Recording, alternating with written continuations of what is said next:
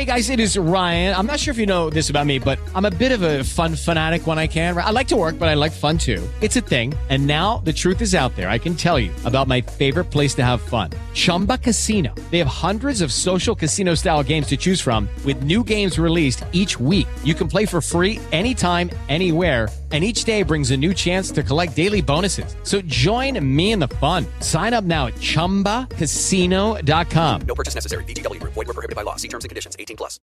With Lucky Land Slots, you can get lucky just about anywhere. Dearly beloved, we are gathered here today to... Has anyone seen the bride and groom? Sorry, we're here. We were getting lucky in the limo and we lost track of time.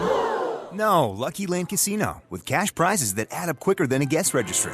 In that case, I pronounce you lucky. Play for free at LuckyLandSlots.com. Daily bonuses are waiting. No purchase necessary. Void where prohibited by law. 18+. Terms and conditions apply. See website for details.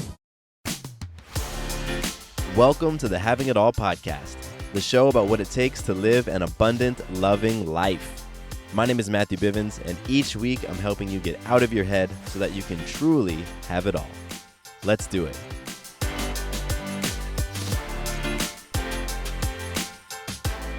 What's going on, my awesome friend? Welcome back to the Having It All podcast. I am Matthew Bivens, your balanced lifestyle coach, and thank you for joining me today on this brand new episode of Having It All as we explore what it looks like to live your abundant, loving life. I 100% believe that you can have it all. Yes, you can absolutely have it all. And here on this show, in these conversations, having it all has nothing to do with what you possess externally, but who you are internally. It's about experiencing an abundant, loving life. And that's something that every single person can absolutely have. So thank you for joining me. We're going to have a really, really great conversation today. We're talking about sleep. And in this episode, I am going to help you become a better sleeper. And this is really cool because I did not used to be a great sleeper. I used to struggle.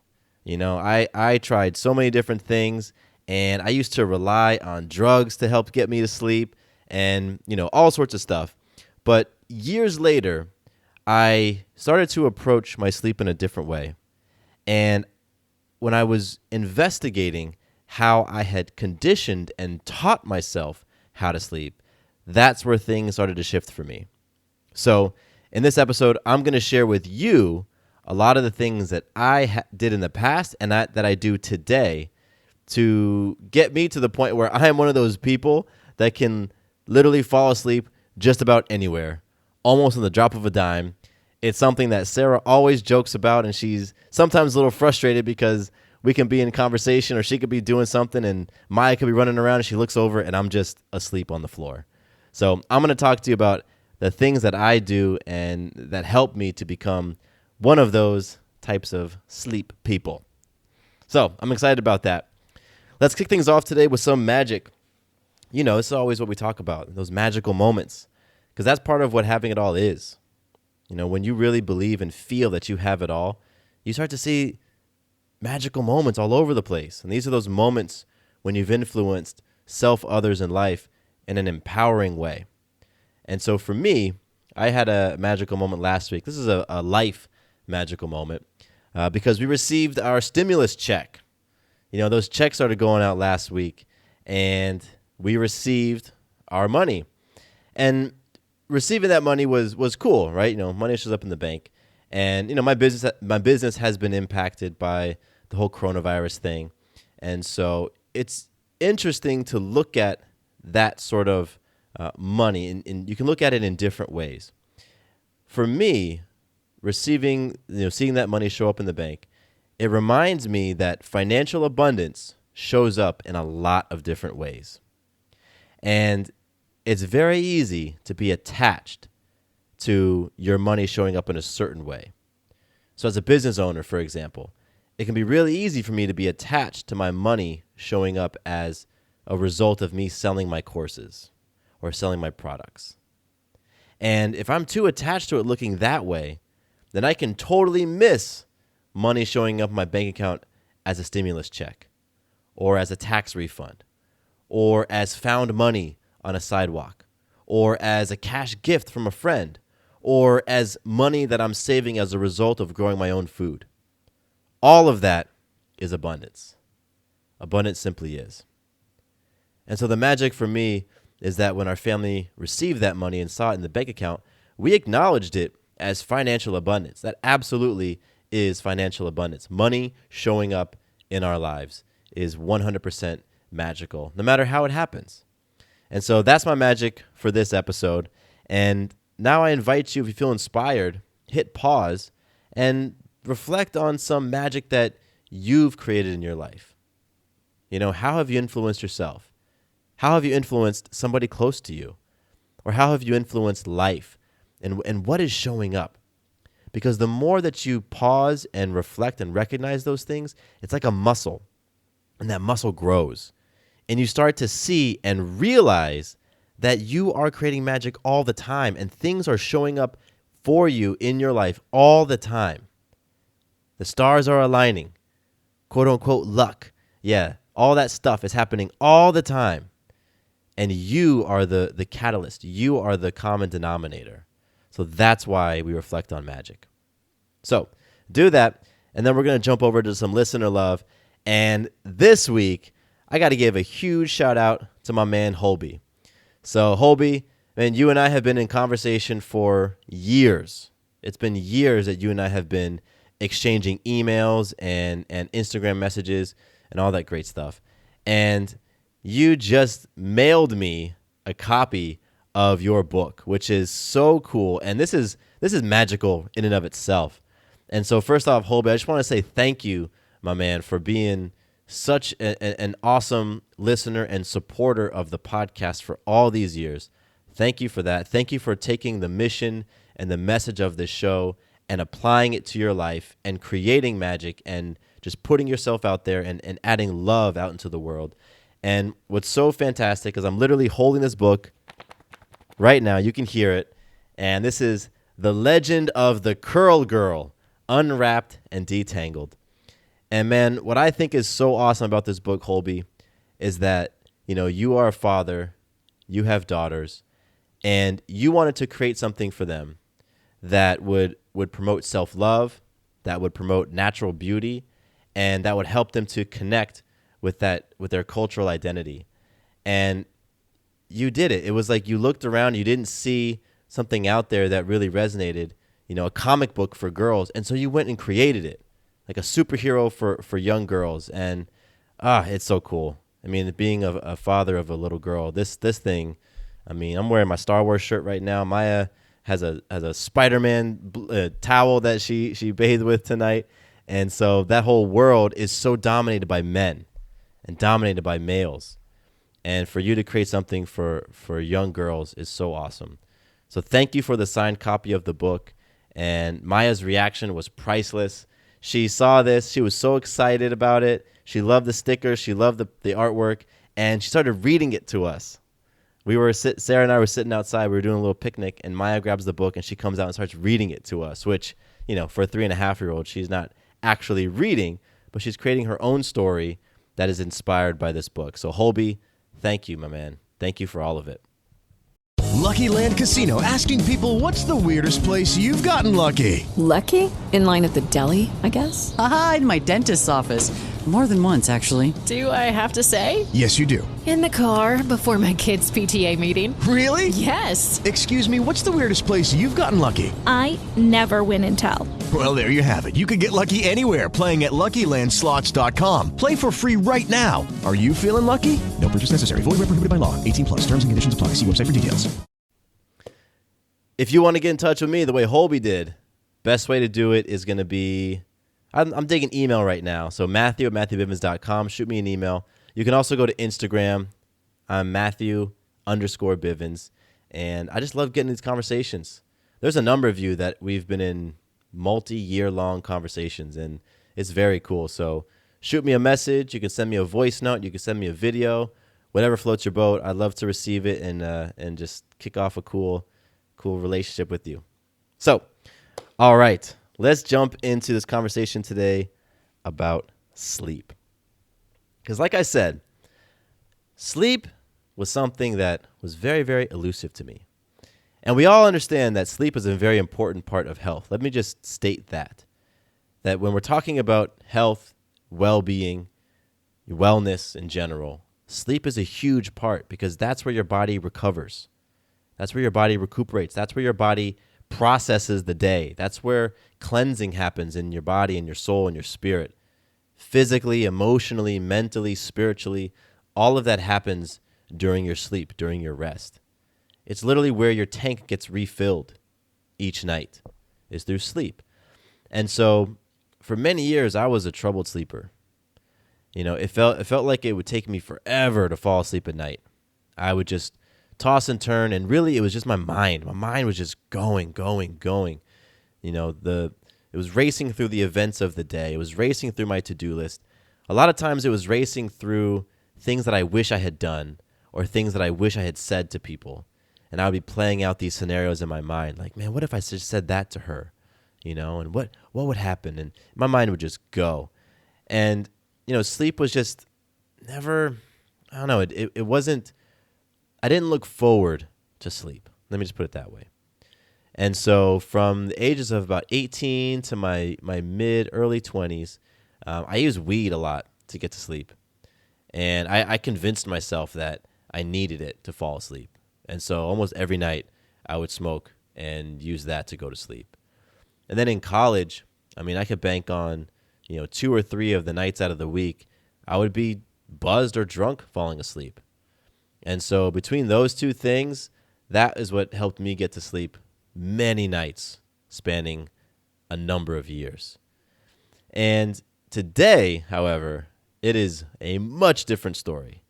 And I sleep so much better. I fall asleep so quickly. And I'm one of those people that can fall asleep pretty much anywhere. In cars, on buses, on a bench. I sleep on the floor at my home all the time. I just, pass out on the floor. And I can fall asleep very fast. It's just, I can close my eyes and when I'm ready, boom, I fall asleep. And so to get to that point from where sleep was very challenging for me and I would use all sorts of drugs and substances to help me get to sleep, to today where I can fall asleep very quickly and I almost always wake up feeling, rested and rejuvenated.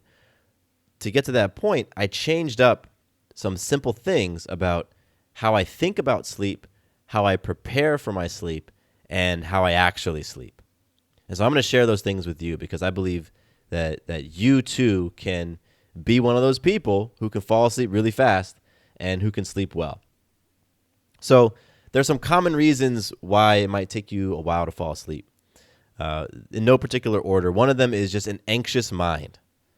Just the mind keeps going and going and going and going and going, and it feels like you're laying in bed for hours. So anxious mind is one of the common reasons why it might take you a while to fall asleep. Second reason is that you have a less than ideal sleep environment. Whether it's your home or your bedroom or your bed, your physical environment isn't set up ideally. And then also your mental and emotional environment is less than ideal for sleeping. And then the third reason why it might take you a while to fall asleep is that you have programmed yourself. You've created poor pre-sleep habits. So basically, you've taught yourself to be a bad sleeper, right? And we do that over the course of a long period of time. We just condition ourselves to have these less than effective sleep habits. And so there's a gentleman out there. His name is Michael Grandner, and he's the director of the Sleep and Health Research Program at the University of Arizona, the College of Medicine. And when I was looking up a couple things for this conversation, he kept popping up in some of the research I was doing. And so there's a number of quotes that I think are really great that help paint a picture about effective ways to approach sleep. And so before I get into all these different habits, the ways that, things that you can do, I want to read this quote because it makes a lot of sense. Michael says, "If you want to make a turn in a car, you have to slow down first. The same is true when trying to drive your brain towards sleep. You've got to tap the brakes and give yourself time to slow down before you turn in for the night." And that makes so much sense, right? If you're driving down the road and you're about to make a 90-degree right-hand turn and you're going 50 miles an hour, you don't just yank the wheel and pray that your car doesn't flip when you make that turn. You slow down. You slow down before making that turn. And sleep is very similar to that.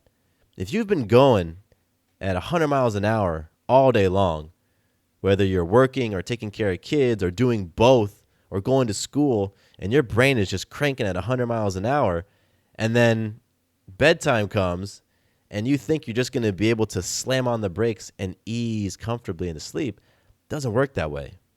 It doesn't work that way. You have to tap those brakes over a period of time to slow yourself down, slow your mind down, slow life down, so that when you turn in for sleep, you're prepared. And so that leads me right into my very first recommendation. And this is the number one recommendation. The best thing that I've done for my sleep is to have some wind down time before bed. Having the minutes or the hours before bed for my brain to just let go and wander and decompress from the day. That has been tremendous for me in terms of helping me get to sleep, because when I was having a lot of trouble sleeping, most of the time it was my brain. It was my mind that was just going and going and going, trying to process the day, trying to think about the work that I had, thinking about the mistakes that I made, thinking about all sorts of stuff, creating anxiety about what was coming up the next day. All sorts of things were just rolling through my mind. And as a result, I just tossed and turned. And so today, I build in some wind down time. I give my brain time to just be, to wander, to float through thinking about whatever it is. And it's a very, very simple habit. Like I've said, it's simple and easy to implement. And you can help your brain along with this habit by journaling or meditating, or you can just do mindless things around the house. Like this might be the time when you wash the dishes or fold some laundry, right? Or sweep. That's one of the things that I do. I'll just tidy up before bed. And I'm not listening to podcasts. I don't have any music on. I don't have the TV on. It's just me and whatever I'm doing, and it allows my brain to just sort of slow down. Because here's the thing. If bedtime is the first time all day long that your brain is getting a chance to slow down and wind down and process all the things in the day, then yeah, it's going to keep you up. It's going to keep you up unless you're just totally exhausted and physically just you're about to crash, which happens sometimes. But that's not how most of us sleep every night. So if you don't have that time, and bedtime is the first time your brain gets a chance to slow down, it's just going to take up those first that first hour or so of quote unquote sleep time in order to wind down. And here's another quote from Michael Gradner. He says, "It's not necessary to spend an hour sitting quietly and meditating, but going for a walk, doing the dishes, or folding laundry, without simultaneously listening to a TV or firing up a podcast, are the types of activities that facilitate productive mind wandering, and so can help your brain clear out whatever accumulated thoughts it's been storing up throughout the day." So that's my number one recommendation for you to get some better sleep, is to have some wind down time before bed. My next recommendation, the next habit that I have done to help me with sleep, is I avoid things that spike my emotions right before bed. So social media, that's a huge one. That is a huge one that kicks up your adrenaline, spikes your emotions, gets you feeling angry or frustrated or upset or whatever. You totally want to avoid those things because, again, it just gets your mind going.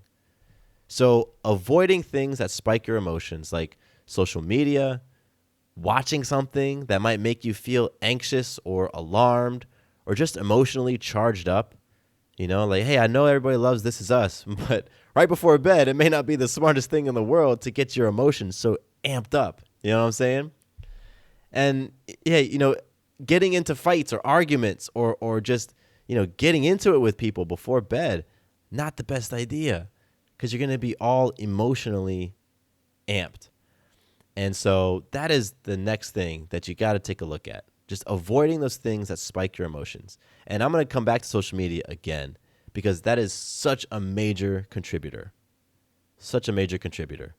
It's one of the habits that I work with my clients. We put it on the balance chart, an hour of being unplugged before bed and not checking social media before bed and not checking social media first thing in the morning. Because what it does is it's putting you in a state of reacting. It's triggering that fight or flight within you at the end of the day and the first thing in the day. And that's not how you want to bookend your day.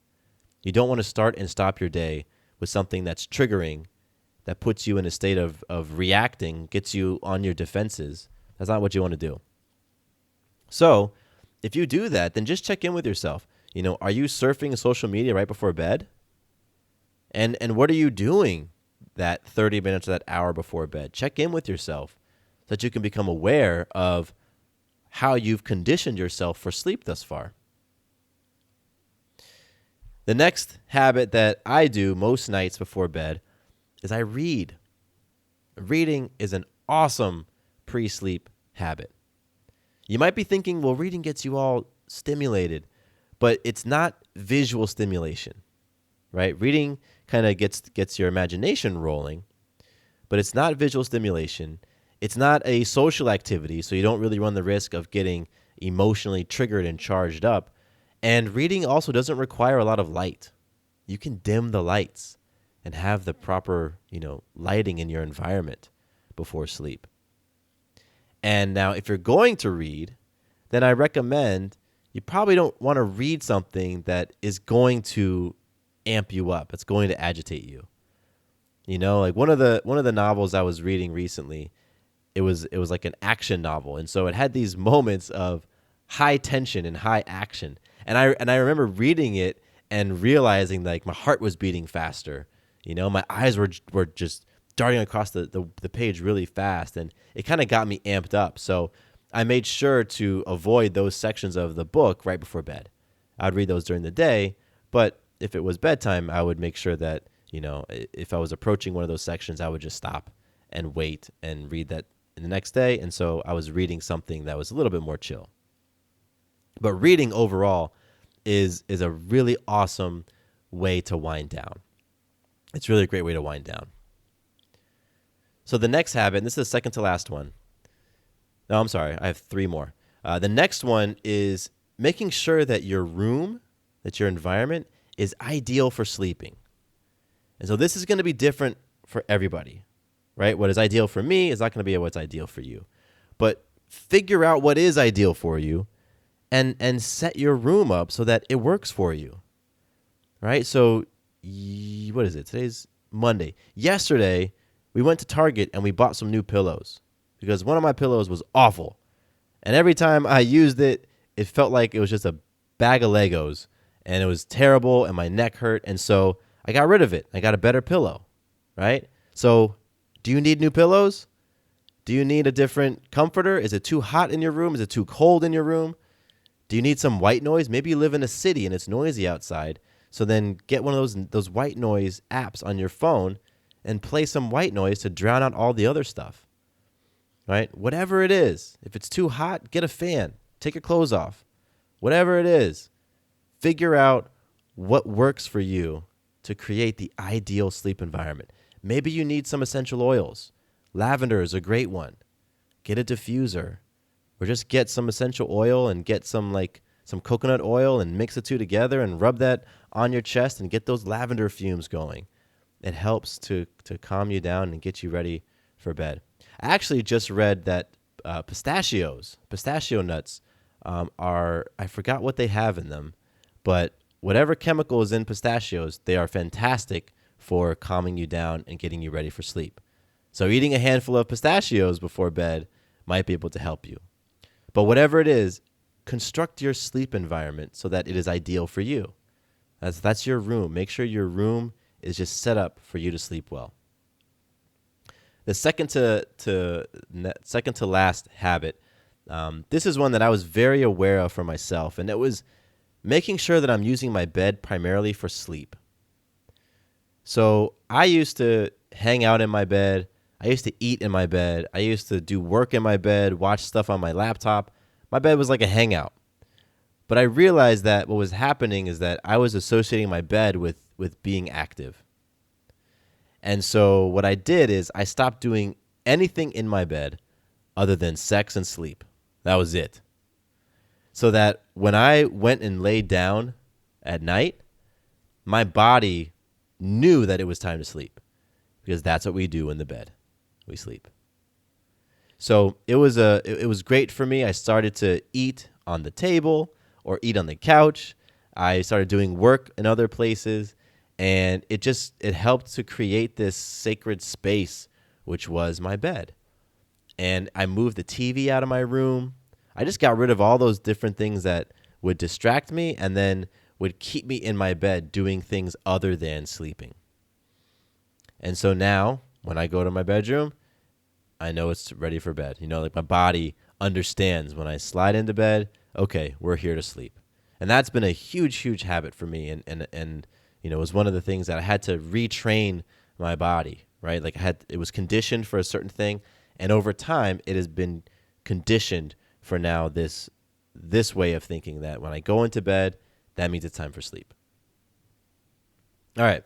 The last habit that's going to help you sleep better, that helped me, was going to sleep and waking up around the same time every day. And this is a great one if it's possible, right? I know that everybody's got different schedules, and you may not be able to go to sleep at the same time every night, and you may not be able to wake up at the same time every night.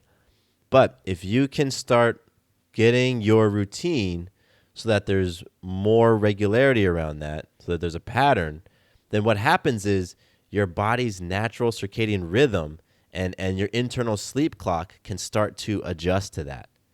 So that naturally, as you approach your bedtime, you start to get tired.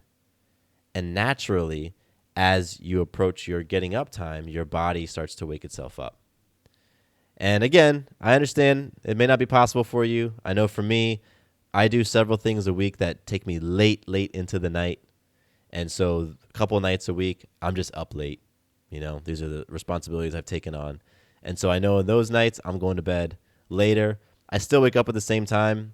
I mean, we have a 3.5-year-old, and she comes jumping into the room most nights or most mornings around 6 something.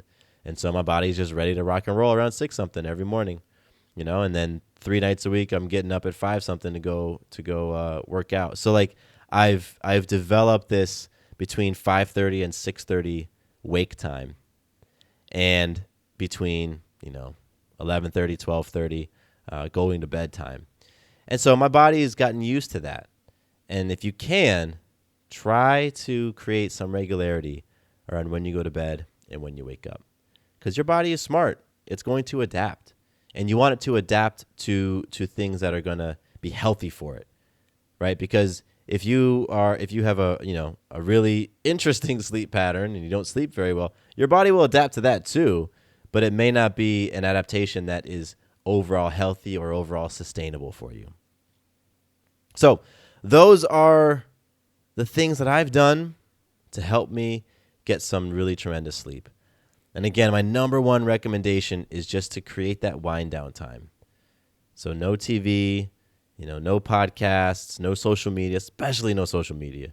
Just allowing your brain to just disconnect for a little bit. Process the day. And here's some bonus ones. Most nights I will write down my to-do list and my goals for the next morning. And that helps as well, because I found that a lot of times my mind was running through the things that I needed to do the next day. And so Sunday nights, I'll take a look at what I want to accomplish that week. And then each weeknight, I'll say, okay, great. This is what I have coming up tomorrow. What do I know is on my list to do tomorrow? Great. I'll jot those down.